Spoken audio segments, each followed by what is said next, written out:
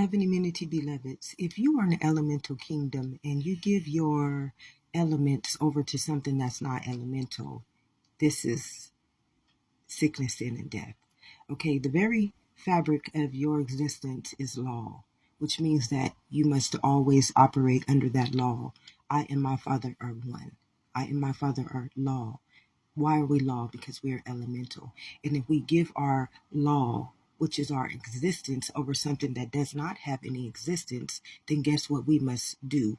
We must obey that command, because law is law. It doesn't matter. It says, surely if you eat from that tree of good and evil, you will die.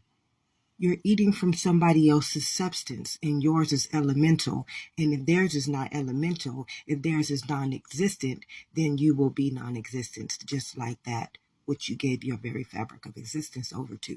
So as far as this body, we're taught that we're the body, and you also know that the body dies. But who you are inside of this body is elemental, and elemental does not die. That's why you are eternal, immortal, and mortal. So if you are higher than this body, because the body is third dimensional, why would you allow somebody to teach you or your children or your mind anything that's not elemental? It says, do not be conformed by the world, by the renewing of your mind. It says, do not honor idolism, and do not honor false prophets, because they will lead you out of your mind into something that is sickly, that is sickness, sin, and death. You are elemental kingdom, beloveds. We are all elemental kingdoms, and that means we are the fabric of existence. And if we were taught in our fabric versus a third dimensional, non-existent understanding, which is not a being. See, you are a being. Look it up in the Bible, beloveds. Look it up in the dictionary, not the Bible.